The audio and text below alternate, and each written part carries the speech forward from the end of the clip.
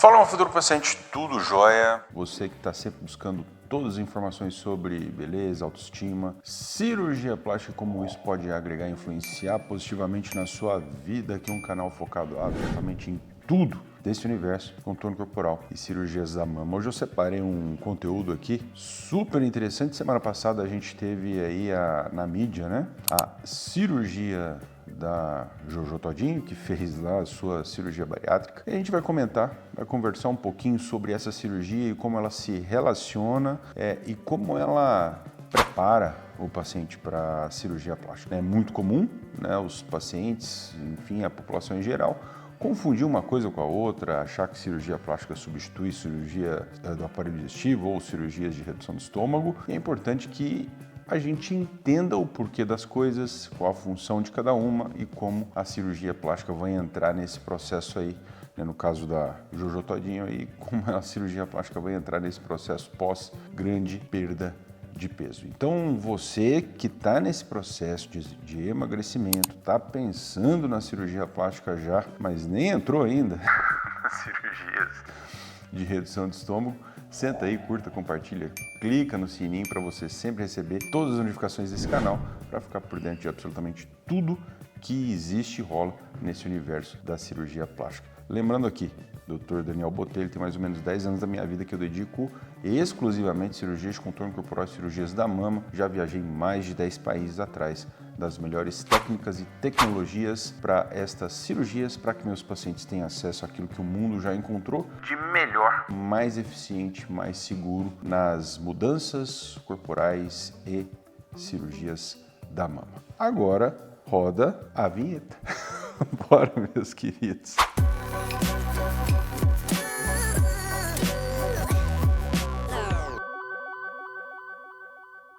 Vamos lá, começando aqui com a cirurgia da Jojo Todinho. Vamos iniciar aqui. Bom, aqui é uma matéria que saiu no G1, né, semana passada, justamente da cirurgia da Jojo Todinho.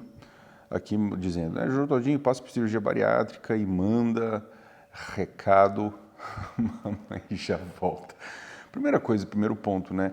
Sempre se polemiza muito com essa questão do ganho de peso, do paciente acima do peso, que é óbvio, né? É fundamental que você entenda que o paciente obeso não é um paciente saudável. Por que existe essa cirurgia de redução do estômago? Essa cirurgia existe justamente porque esses pacientes, ao longo da vida, desenvolvem N doenças ligadas à obesidade e que vão sim, de fato, encurtar a sobrevida desses pacientes. Diminui a qualidade de vida e encurta sim o tempo de vida, né, a sobrevida desses pacientes. Então a cirurgia ela se faz necessária justamente para que a gente tenha, né, uma longevidade restabelecida, certo? É óbvio, você não vai sair indicando cirurgia bariátrica para todo mundo, né? Existem critérios, normalmente a gente vai considerar aí paciente em obesidade grau 2, né? São critérios rígidos, tem muitos profissionais do aparelho digestivo que, digamos assim, indicam com critérios mais flexíveis, mas de forma mais precisa, a partir do grau 2, MC35, com comorbidades e MC40, acima de MC40, se indica independente de comorbidade. Tá? Lembrando que IMC a gente calcula, você pega o peso, divide pela estatura, né, em metros, e divide pela estatura de novo em metros. Né? Então, peso dividido pela estatura em metros ao quadrado, certo? Bom, vamos lá. Aqui um recado da Jojo Todinho.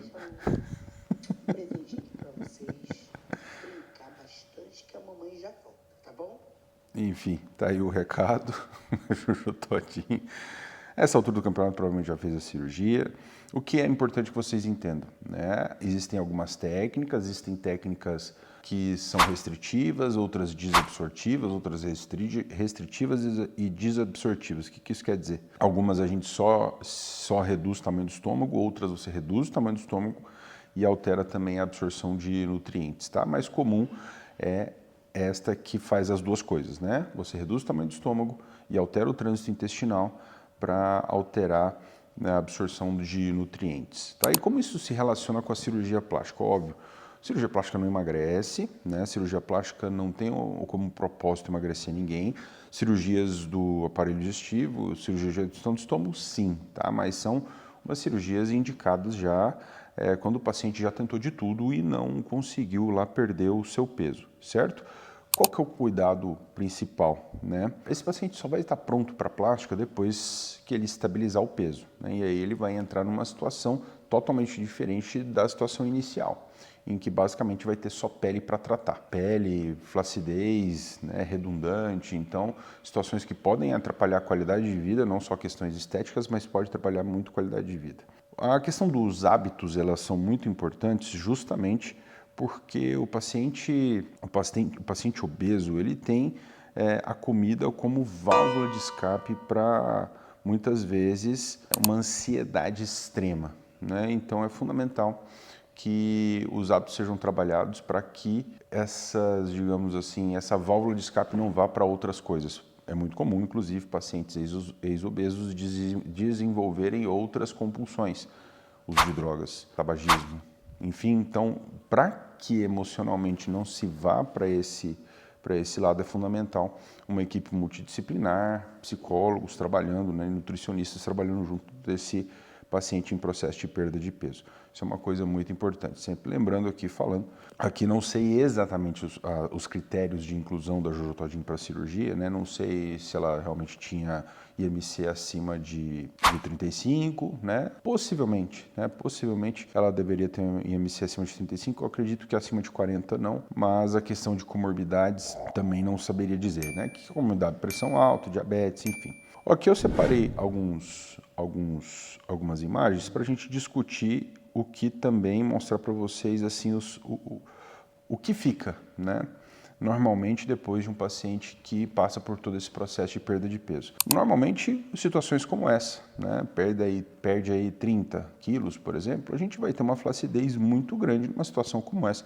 Tem basicamente nada a se fazer a não ser de fato uma cirurgia excisional, uma cirurgia de retirada de pele, em que aquela cicatriz normalmente vai nessa parte de baixo inteirinha, certo?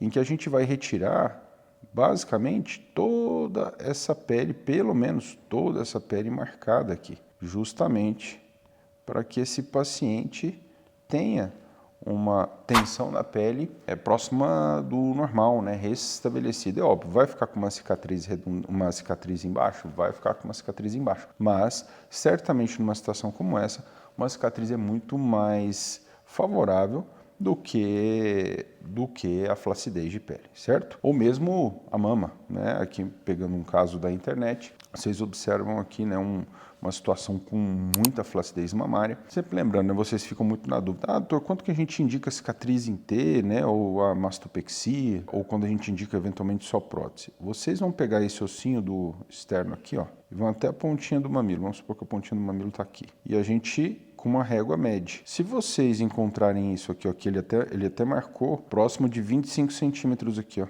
Tá até marcado 24, 25 de um lado. Se vocês encontrarem essa distância desse ossinho aqui, ó, do ossinho do externo, tá? Até a pontinha do mamilo, acima de 21 centímetros, provavelmente mastopexia, certo?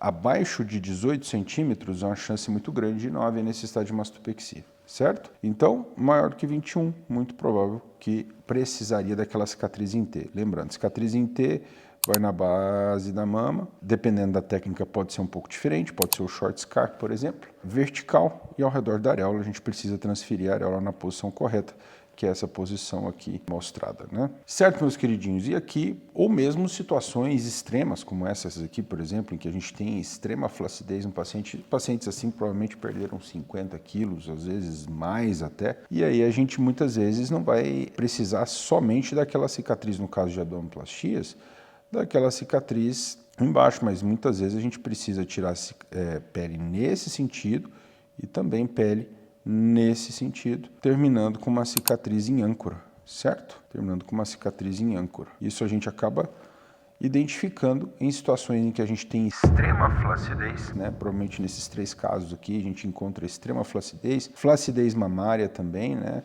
E também flacidez de coxa, certo? Muitas vezes, situações como essa, a gente precisa de várias cirurgias para tentar restabelecer um pouco a questão da funcionalidade, até pela tensão de pele muito alterada.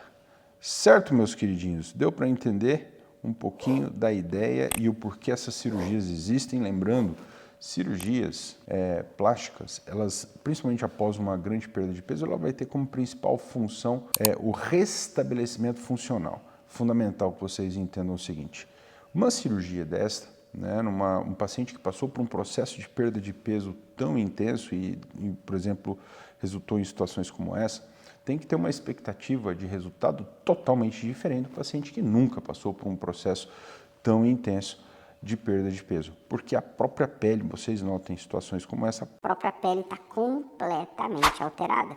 está completamente danificada. Por mais que a gente realize a cirurgia, ela não vai restabelecer as propriedades elásticas da pele. A pele vai continuar uma pele alterada, só que encurtada, só que um pouquinho mais tensionada. Certo, meus queridinhos? Escreva aí nos comentários se você está nesse processo, se você está planejando, né? Escreva aqui teu IMC também para a gente entender em que parte desse processo você se encontra. E óbvio, né? Comenta aqui e manda para aqueles amigos que também estão aí ou familiares que estão considerando entrar nesse processo, certo? Aqueles que já passaram, estão já em situações considerando a cirurgia plástica, aqui na descrição desse vídeo você encontra o link de acesso para agendamento com a minha equipe. Aguardo vocês nos próximos vídeos. Valeu!